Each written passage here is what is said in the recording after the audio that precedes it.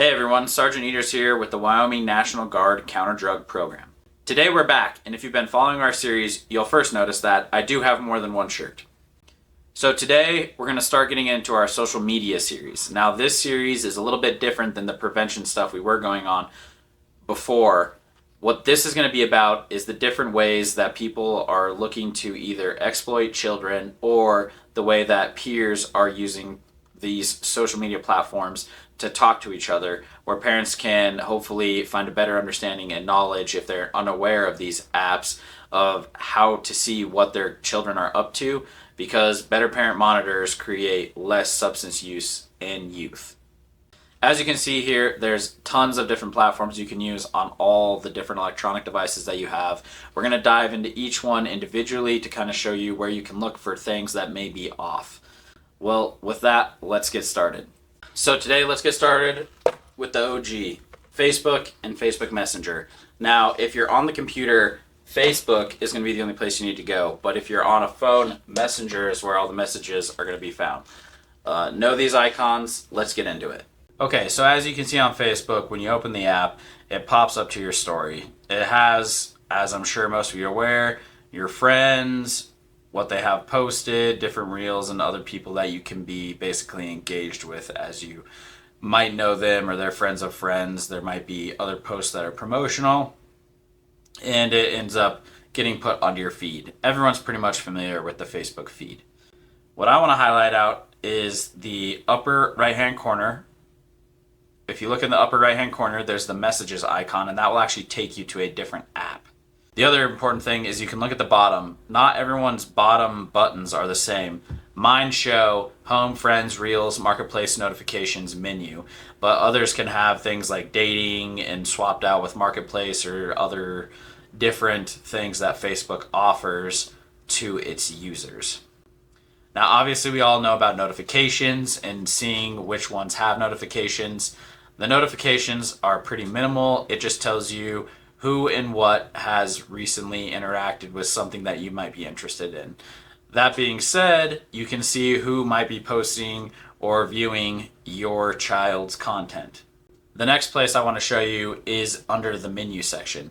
So I have businesses that I do outside of this work. What I can look for is different accounts. So as you look here, I have a couple different accounts, one with a notification. So it's important to view those and see if there are other profiles. Your kid could be showing you one, but really using a different one to interact with friends. You can also see that my Instagram profile is also connected here. And if they have an account that you're unaware of, you might be able to find it at this spot. All you have to do to switch the account is click the other account, and then you can view the messages that are on that account and see what other messages through Messenger might be under the other account. Now here I'm at my actual profile, so you can see how many friends I have, the personal information that I've given. This is something that you should definitely make sure you're willing to let anyone in the world know this information, especially about your kid.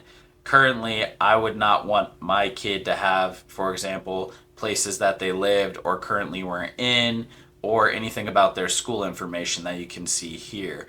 I also have my personal phone number for business purposes on here, so that's why that's on there. And I also would recommend not having an email. Now you can see here I was able to make it so it was only me that could see it for my email and my phone number, but people can make that personal. I keep my birthday separate too, and that's something you would want to do with your kids as well, especially if they're on social media platforms. You don't want people to be able to target your kid because they're underage, and that's what they're looking for. You can also see that there's family members, and family members shows everyone that you're related to. So if anyone wants to get to you through another person, they'll be able to do that through this section that is public. Okay, so here you can see I can add this friend. There's 64 mutual friends. I can see if I know this person and add them, or they can add me, because if I'm being suggested to them, they also are being suggested to me. So that being said, it's also important to see who your children are friends with and also know who is requesting to be their friend.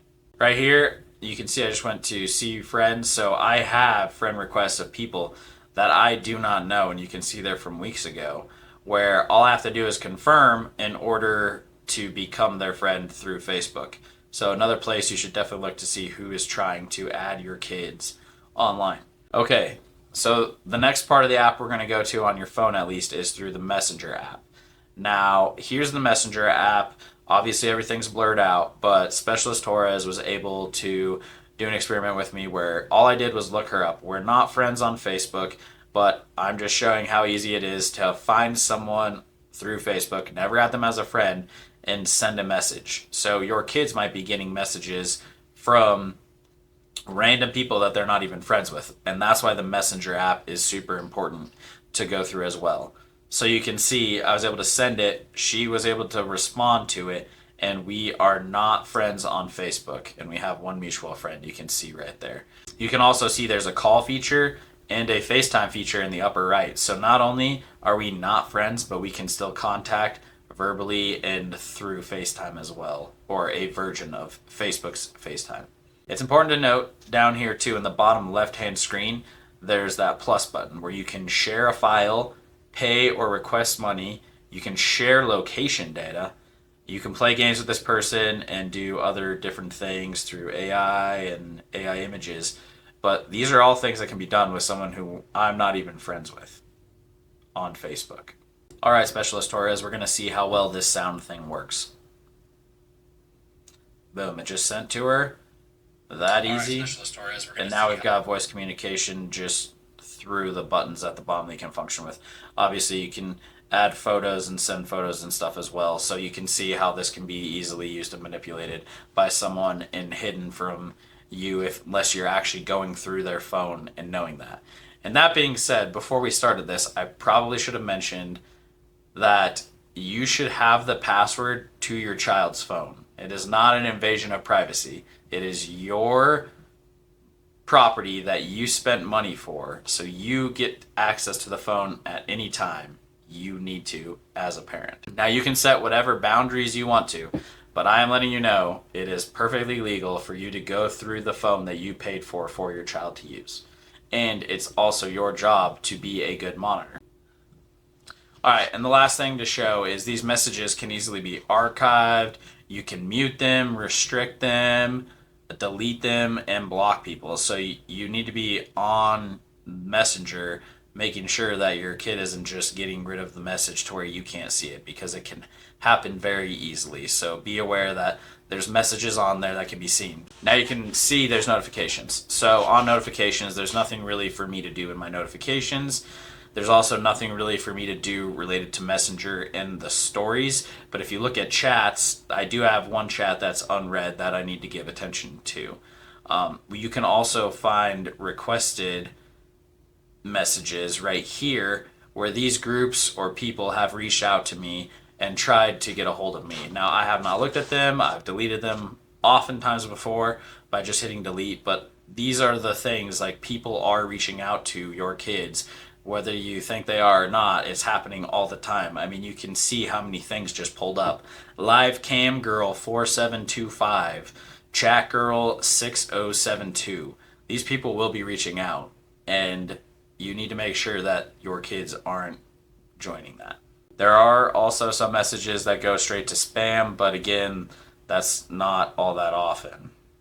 Okay, under the menu section, you can see that there's channel invites that you can get to. Lots of things can invite you to see things. There's just so much on here that you have to be aware of that your kids can use and have access to. You have to remember you're not giving yourself access to connect with your child more easily. You're giving the world access to connect to your child. And I have to give a quick shout out to Special Agent Brown for that. It's a great quote of exactly what social media is. And then lastly, I looked up on Perplexity to see what are the things that are dangers related to Facebook and Meta and your children. And here's the things that kids are targeted for on Facebook and Messenger app. Predators often exploit Facebook's lax age verification, inconsistent content moderation, and complex privacy setting to gain access to children and teens. Algorithms on Facebook and Messenger may inadvertently expose children to inappropriate content or suggest questionable new contacts, increasing their risk. Direct messaging, like we've talked about, particularly features that allow messages from strangers or hidden messages requests, is a common avenue for predators to make contact and begin grooming, sextortion, or other forms of exploitation, which that is one of the most common reasons that ICAC gets involved with a lot of these online cases. I'll give you an example of a case that I went through with DCI and talk about the complexities of it, but you'd be surprised how easily this stuff happens. There's also a bunch of third-party apps that we can potentially go over in the future as well that will give you more robust insight into child's Facebook and Messenger interactions, especially for alerting you to flagged keywords or concerning behaviors. This is really important. Now, two examples that I have, these aren't necessarily with just Facebook, they're with all social media, but we had a case where a girl overdosed from LSD, of all drugs. She was 14 at school. She ended up getting the drugs from someone who was 21 years old. Not only were they exchanging very explicit pictures, which is when it turned into an ICAC class, but they had also been to where this 21-year-old has gone to her house, snuck in the house with her parents there, and was actually staying at the house while they were doing sexual things. Now, obviously, that is not good. I'm glad that the person was caught, but if she wouldn't have overdosed, we don't know how long this would have been able to go on for. The very weird part about that case is she actually liked a boy from school that was her age, but ended up getting with this guy just for the drugs.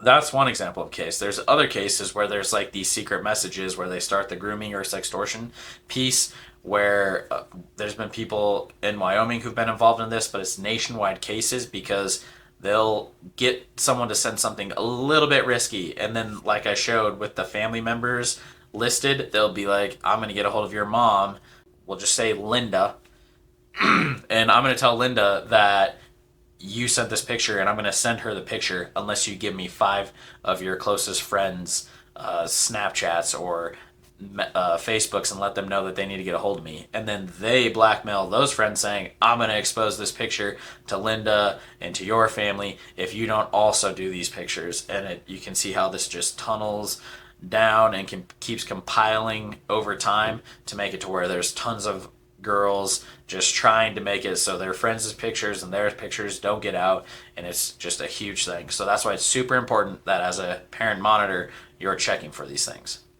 All right, so another thing that you need to be aware of is hidden photos and secret messages in Messenger. So Messenger offers secret conversation using end-to-end encryption and disappearing messages that are not visible in the regular chat stream and may be challenging to monitor. The only reliable way to access secret or hidden messages includes those that have been deleted is by installing a reputable parent control app such as MySpy, which allows parents to view both sides of conversations across screenshots of activity and monitor flag keywords for sensitive content. For manual checks, parents can try to view secret conversations by opening Messenger, looking for chats marked with an icon, a lock icon that is, then check conversation details for encryption status. However, if the child deletes messages, manual oversight becomes limited. So again, this is where you need to just randomly be doing checks on your child's technology devices. Encourage your children never to accept messages from strangers and regularly review their hidden message request folder and Messenger, which can be accessed via the message request tab. Now, the key talking points for parents that Perplexity gives is the importance of strong privacy and setting and regulation, account monitoring, which is super important, how to identify and talk to kids about risky behaviors and online grooming, using effective parental control apps and monitor for secret and disappearing messages, steps to access hidden messages and restrict contact from strangers on Messenger, maintain an open dialogue about internet usage, respecting boundaries while emphasizing safety. Now, I know we're putting a lot on parents, and obviously not everyone can be on every app and make sure that their child is safe in every app. I mean, there's hidden calculators that are should be a warning for parents. Why is there a calculator app on a phone that already has a calculator? But that being said, there's hidden apps like that that are used to send messages as well, messages and pictures. They usually take a code to get logged in, or like some sort of pattern on the keypad, or equation in order to be the password to let you into that. But again, you got to think about these things. Like, why would it be weird that there's another calculator app on the phone? Now, that being said, I know you're going to do your best. If you have any questions on where to find anything we've discussed or talk about, please leave a message in the comments or send an email. The best email to get a hold of us at DDRO for Wyoming is ddro.prevention@wyo.gov. That's wyo.gov. Otherwise, feel free to reach out in the comments, ask for help, give advice on what you've been able to find through these different social media platforms, and let us know what to be aware of and what to pass on to parents so that they're aware of everything they need to be aware of. And that's all we have for this episode. Don't forget, like, comment, subscribe, share. Get in the comments. Let us know what you have to talk about this specific topic. Let us know if there's anything you've been able to find that has specifically worked related to the work you're in. Let us know if there's anything else we need to look into. And let's help create the best parent monitors that we possibly can. We'll see you next time when we go over the next platform.